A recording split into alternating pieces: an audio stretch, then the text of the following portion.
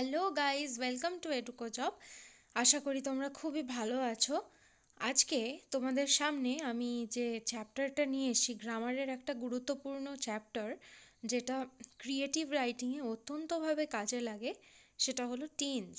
ওকে, মানে আমরা যে কোনো ক্রিয়েটিভ রাইটিং, অর্থাৎ প্রেসি রাইটিং বলো, প্যারাগ্রাফ রাইটিং বলো, লেটার রাইটিং বলো, সেটা তোমরা যদি স্কুল লেভেল থেকে শুরু করে এমনকি যারা জবের চাকরির চেষ্টা করছো, জব বা চাকরি, সেটার যে এক্সামগুলো হয় সেখানে কিন্তু সব ক্ষেত্রেই ক্রিয়েটিভ রাইটিং তোমাদের অ্যাটেন্ড করতেই হয়।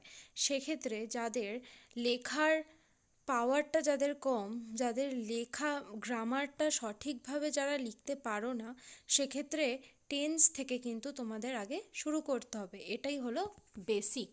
ওকে, তাহলে চলো দেখা যাক যে টেন্স কি, what is tense. Tense is the change of form of verb to express the time of action। মানে টেন্স, দেখো কি বলছে, টেন্স হলো এমনই একটা ভার্বের ফর্ম যেটা কি এক্সপ্রেস করছে তোমার, যে টাইম অফ অ্যাকশন। এই দুটো ওয়ার্ড কিন্তু খুব ইম্পর্ট্যান্ট, টাইম আর অ্যাকশন। তাহলে কি বলছে, আমরা কোনো কাজ কোন সময়ে করছি সেইটাকে কে এক্সপ্রেস করছে, টেন্স এক্সপ্রেস করছে। সেই ভার্বের সেই ফর্মের যে চেঞ্জটা হচ্ছে সেটাকেই কি বলা হচ্ছে, tense. The three main tenses are present tense, past tense আর future tense। ওকে, এবারে দেখো তিনটে আমরা টেন্স পেলাম, প্রেজেন্ট, পাস্ট অ্যান্ড ফিউচার। এই তিনটের মধ্যে কিন্তু সিম্পল, কন্টিনিউয়াস, পারফেক্ট কন্টিনিউয়াস, এই ভাগগুলো বর্তমান থাকে। তার মানে প্রেজেন্ট টেন্সের মধ্যে তুমি সিম্পল, কন্টিনিউয়াস, পারফেক্ট কন্টিনিউয়াস যেরম পাবে, পাস্ট ও ফিউচারেও কিন্তু পাবে। তাহলে দেখা যাক, চলো, যে সিম্পল, কন্টিনিউয়াস, পারফেক্ট কন্টিনিউয়াস প্রত্যেক কটা টেন্সের সাথে যদি আমরা অ্যাপ্লাই করি সেটার মিনিং কি, সেটা আদতে কি। ওকে, চলো দেখা যাক। প্রথমে কি দেখতে পাচ্ছি, simple present tense. What is simple present tense? Express the present action, universal truth আর হ্যাবিচুয়াল অ্যাকশন। এটার মানে কি, যখন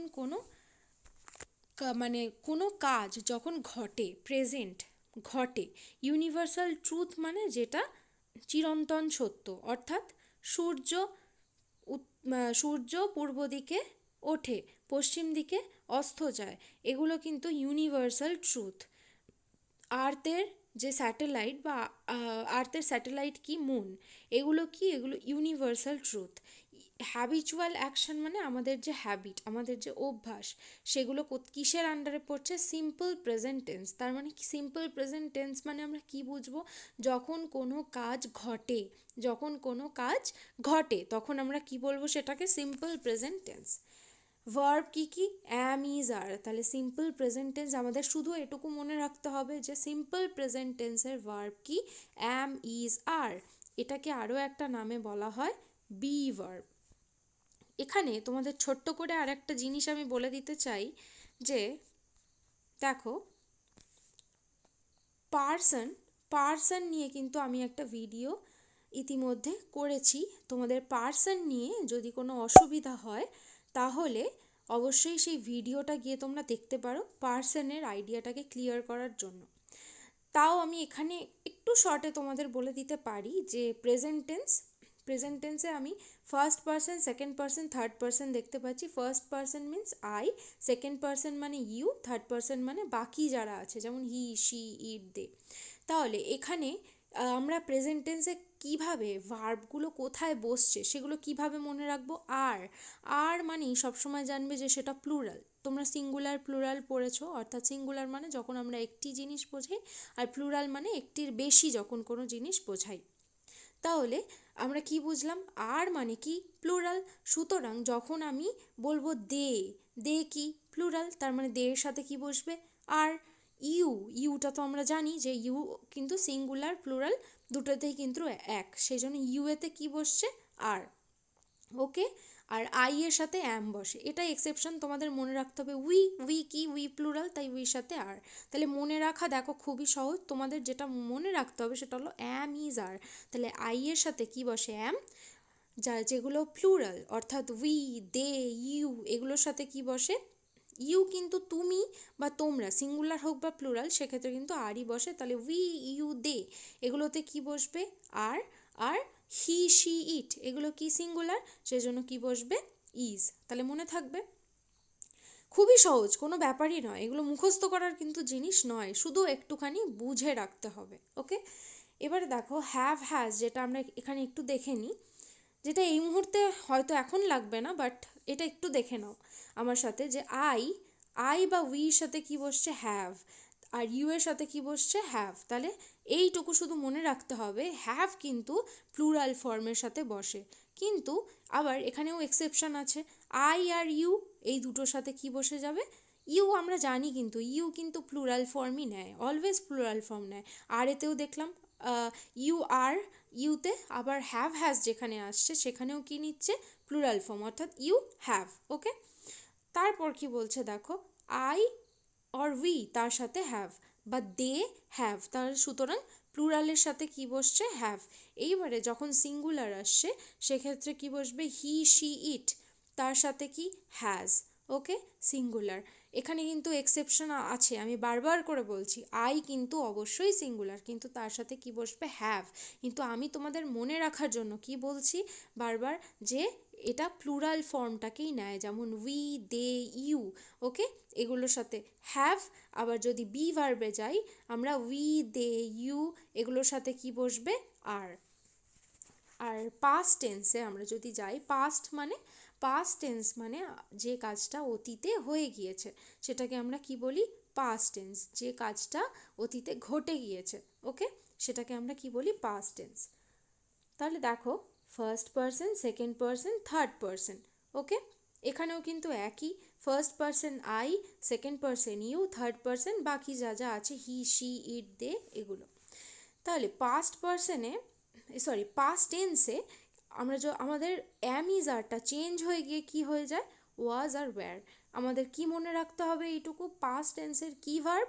ওয়াজ আর ওয়্যার। মনে থাকবে, আই এর সাথে কি বসে? ওয়াজ, উইর সাথে ওয়্যার, ইউ এর সাথে ওয়্যার, হি, শি, ইট এর সাথে ওয়াজ। তাহলে এগুলো আমরা কি করে মনে রাখবো?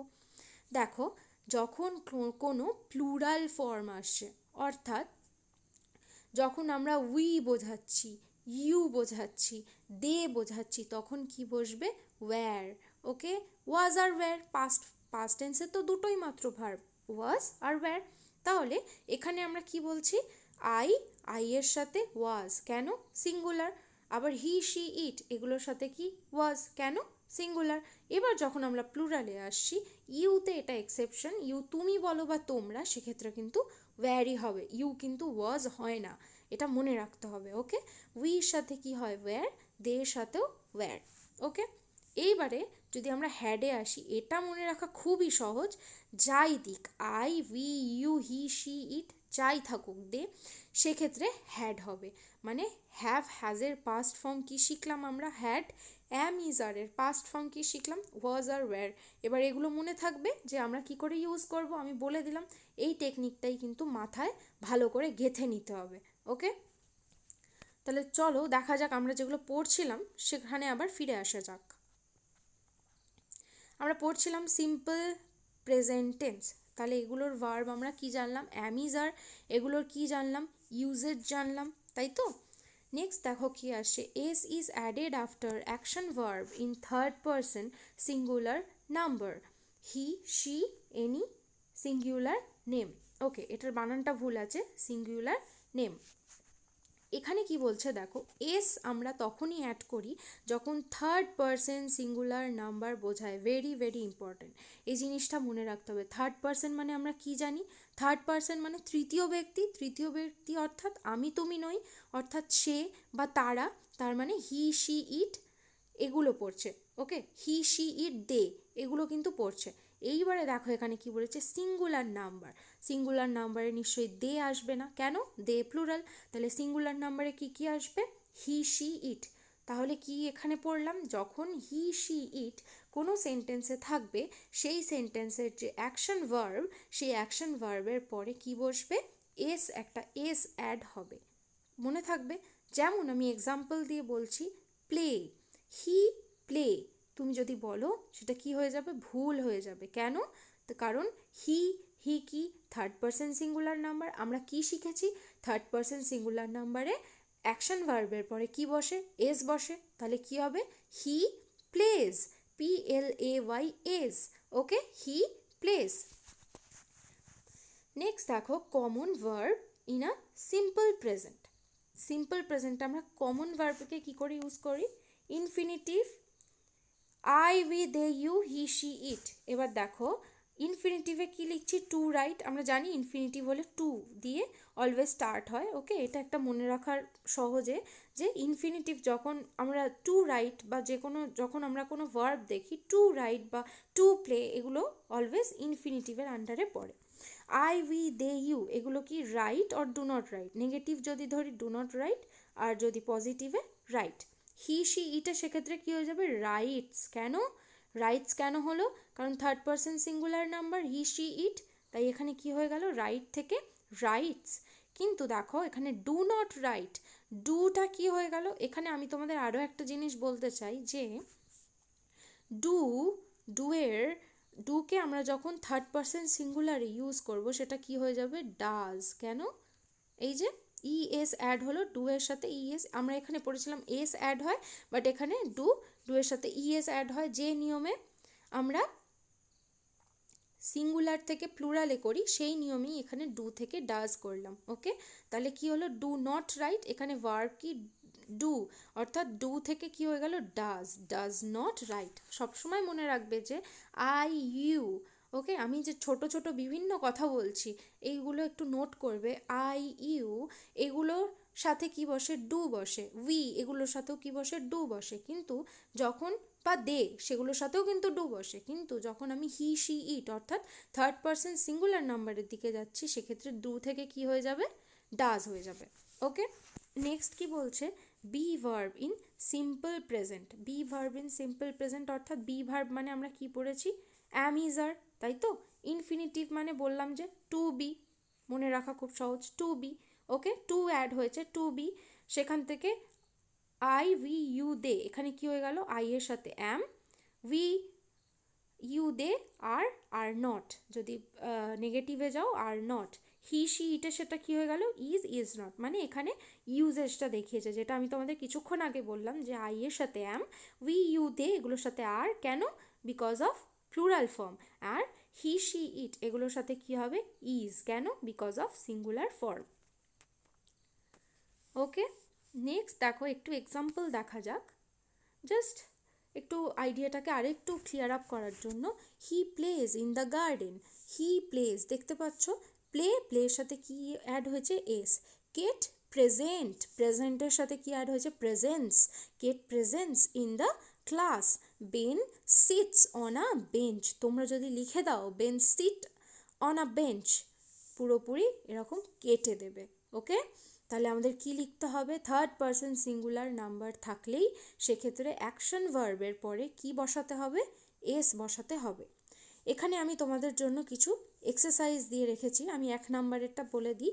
I dash be very afraid of spider, কি হবে, আই, বি ভার্বে আমরা কি পড়েছি, অ্যামিজার, আই এর সাথে ইজ বসে না, আই এর সাথে কি বসে, am, I am very afraid of spider. Next কি বলছে, শি ড্যাশ ডিড ব্র্যাকেটে আ গ্রেট জব, ডিড এখানে কি ফর্ম, ডিড এখানে পাস্ট ফর্ম, কিন্তু এটা কিসের এক্সারসাইজ, সিম্পল প্রেজেন্টে তোমাকে করতে বলেছে, তাহলে ডিডটা কি হয়ে যাবে, ডিড থেকে ডাজ হয়ে যাবে। কেন, কারণ ডু বলেছিলাম, সেটা যখন হি, শি, ইটে হয় সেটা কি হয়ে যায়, ডু থেকে ডাজ হয়ে যায়, তাহলে সেই জন্য আমি কি বসাবো, she does a great job. Okay, বাকিগুলো এরপর চলো নেক্সট দেখা যাক প্রেজেন্ট কন্টিনিউয়াস টেন্স। তাহলে দেখো আমরা প্রথমে কি দেখেছিলাম, সিম্পল, তারপরে কন্টিনিউয়াস, পারফেক্ট কন্টিনিউয়াস। তাহলে আমাদের সিম্পল ক্লিয়ার হয়ে গেল, সিম্পল প্রেজেন্ট টেন্স। এবার আমরা কি দেখব, present continuous tense.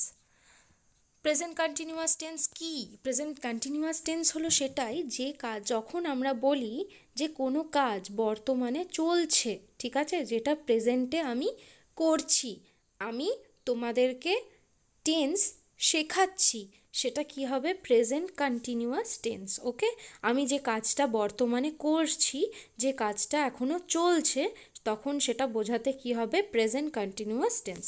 Express that an action is going on at present, যে কাজটা বর্তমানে চলছে। এবার দেখো এখানে আমি তোমাদের একটু সুবিধা করে দেওয়ার জন্য জাস্ট লিখে রেখেছি যে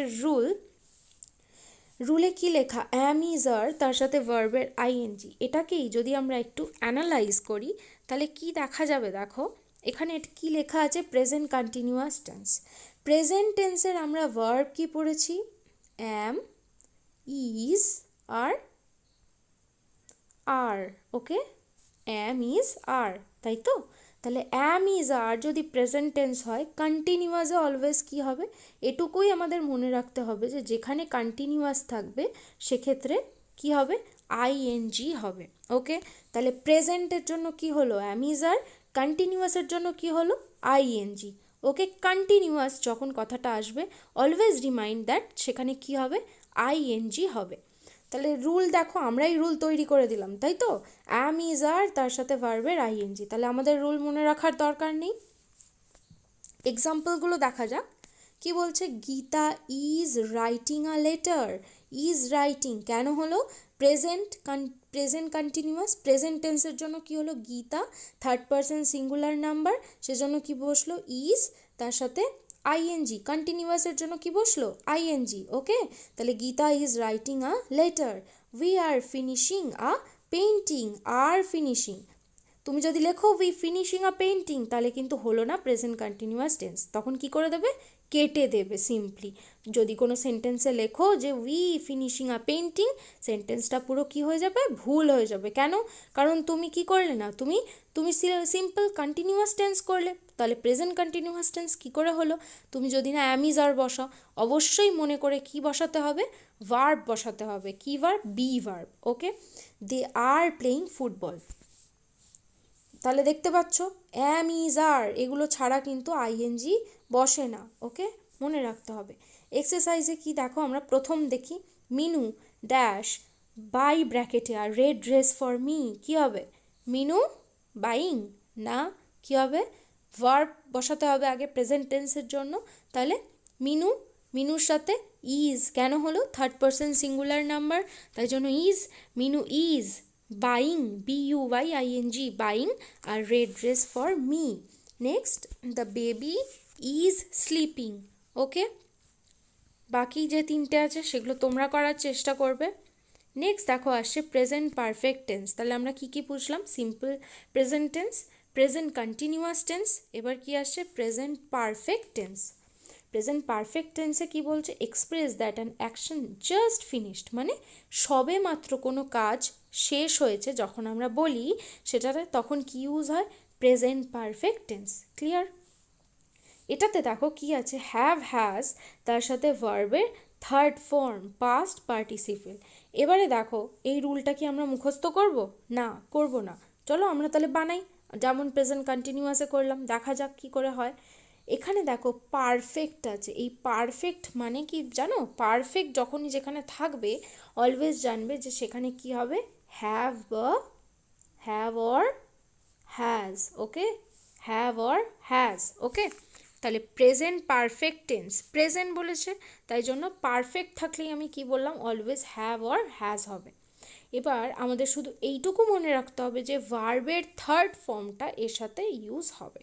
আর ভার্বের থার্ড ফর্ম মানে পাস্ট পার্টিসিপেল। কোনো বইয়েতে হয়তো লেখা আছে পাস্ট পার্টিসিপেল আর তোমরা ঘাবড়ে গেলে, সেটা কিন্তু নয়। ভার্বের থার্ড ফর্ম অর্থাৎ পাস্ট পার্টিসিপেল দুটো কিন্তু একই।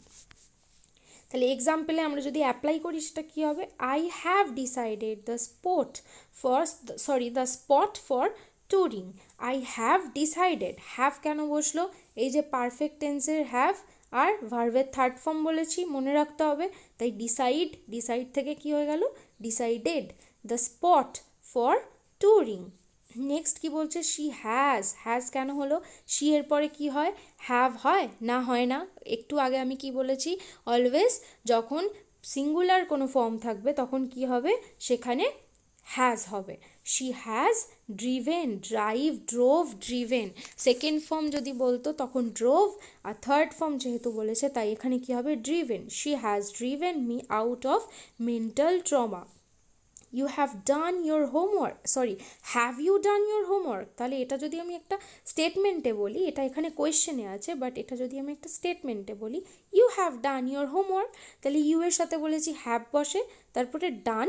ডান কেন হলো, do did done, third form বলেছে তাই done your homework. You have done your homework, সেটাকে আমি কি করলাম, কোয়েশ্চেনে করলাম, have you done your homework. তাহলে দেখো কোয়েশ্চেন আমরা কি করে বানাই, সবসময় এটা মনে রাখবে, ভার্বকে আমরা যদি প্রথমে নিয়ে চলে আসি, শুধু ভার্বটাকেই যদি আমরা ফার্স্টে প্লেস করে দিই, তাহলেই কিন্তু কোয়েশ্চেন মার্ক হয়ে যায়। এক্সারসাইজ দেখা যাক। My family dash visit Italy for a week. My family dash, তাহলে মাই ফ্যামিলির সাথে কী হবে, মাই ফ্যামিলি হ্যাজ, ভিজিট থেকে তার third form visited Italy for a week. She dash wear a new yellow dress. She has, she has ওয়্যারের কী হবে, worn a new yellow dress. They dash pay for pizza. এই তিনটে তোমরা চেষ্টা করবে, ওকে। নেক্সট আমরা কি দেখছি, প্রেজেন্ট পারফেক্ট কন্টিনিউয়াস টেন্স। এটার মানে কি, express that the action has been going for some time and not finished yet. অর্থাৎ যে কাজটা কিছুক্ষণ আগে কাজটা শুরু হয়েছে, has been going for some time মানে যে কাজটা চলছে এবং সেটা এখনও পর্যন্ত ফিনিশ হয়নি, সেটাকে আমরা কি বলবো, প্রেজেন্ট পারফেক্ট কন্টিনিউয়াস টেন্স। এবারে চলো দেখা যাক কি বলছে, যে প্রেজেন্ট পারফেক্ট কন্টিনিউয়াস টেন্সকে আমরা অ্যাপ্লাই কি করে করব। প্রেজেন্ট পারফেক্ট, এই পারফেক্ট মানে আমি কি বলেছিলাম, অলওয়েজ বলো হ্যাভ আর হ্যাজ। হ্যাঁ ঠিকই বলেছ, have or has, okay. Have or has. Continuous মানে আমরা কি পড়ে এলাম, তার সাথে আইএনজি, ওকে। কি পড়ে এলাম, আইএনজি। তাহলে কি দাঁড়ালো, perfect continuous have or has, তার সাথে ভার্বের আইএনজি। এইবারে এখানে একটা ছোট্ট টুইস্ট আছে, সেটা কি, হ্যাভ অর হ্যাজ তার সাথে একটা বিন বসাতে হবে। বিন কথাটার মানে কি, যে কাজটা এখনও চলছিল কিন্তু এখনও শেষ হয়নি, okay. Present perfect continuous tense, have or has তার সাথে কি বসাবো, বিন, তারপরে ভার্বের সাথে আইএনজি, ওকে। তাহলে এটা অ্যাপ্লাই কি করে করে, example, he has been doing the work for 1 year। Has বসলো, হি এর সাথে হ্যাভ বসে না, তারপরে কি বসলো, বিন, যেটা বললাম প্রেজেন্ট পারফেক্ট কন্টিনিউয়াস টেন্সে এটা মনে রাখতে হবে কি, যে বিন বসবে একটা, শুধুমাত্র বিন, এটুকু মনে রাখলেই হয়ে যাবে। বাকি ডুইং কন্টিনিউয়াসের জন্য আমরা জানি ভার্বের সাথে আইএনজি, তাই কি হলো, ডু এর সাথে ING, doing the work for 1 year। I have been writing on an article since morning. He has been studying in library for an hour। তাহলে কি হলো, হ্যাজ তার সাথে বিন তার সাথে স্টাডি, ভার্বের সাথে আইএনজি। সেম রুল কিন্তু এখানে অ্যাপ্লাই হলো। এক্সারসাইজ কি, he dash run for 2 hours। He, তাহলে হি এর পরে কি বসাবো, হ্যাজ, তারপরে been, run, running. He has been running for 2 hours। তারপরে দে হ্যাভ, কেন হলো, হ্যাজ হবে না, প্লুরাল, সেজন্য they have been living in a village for 5 years। Okay, তোমরা এটা ট্রাই করবে। তো আজকের ভিডিওটা এই পর্যন্তই ছিল। ভিডিওটা অত্যন্ত লেন্দি হওয়ার কারণে টেন্সে আমি দুটো পার্ট করে নিয়েছি। এই পার্ট 1-এ থাকবে তোমাদের প্রেজেন্ট টেন্স, আর পার্ট 2-তে আমি পাস্ট টেন্স আর ফিউচার টেন্স ডিটেলে তোমাদের সঙ্গে আলোচনা করব। আর এই ভিডিও ডেসক্রিপশনে তার লিঙ্ক দেওয়া থাকবে। তোমরা ততক্ষণ অবধি এটার যে এক্সাম্পল, যে এক্সারসাইজগুলো দেওয়া হয়েছে সেগুলোকে বারবার করে প্র্যাকটিস করো, সেগুলোকে সেন্টেন্সে অ্যাপ্লাই করার চেষ্টা করো। ততদিনের মধ্যে আমি সেকেন্ড পার্টটা নিয়ে চলে আসবো। আর এই ভিডিওটা তোমাদের যদি ভালো লেগে থাকে অবশ্যই সেটা লাইক করবে, শেয়ার করবে, আর চ্যানেলটাকে অবশ্যই সাবস্ক্রাইব করবে আর কমেন্ট করতে ভুলবে না। যদি কিছু তোমাদের মনে হয় যে আরও কিছু প্রয়োজন, তাহলে অবশ্যই আমাকে সেটা কমেন্টে জানাবে। আজকের জন্য টাটা, বাই বাই, আবার দেখা হচ্ছে নেক্সট ভিডিওতে।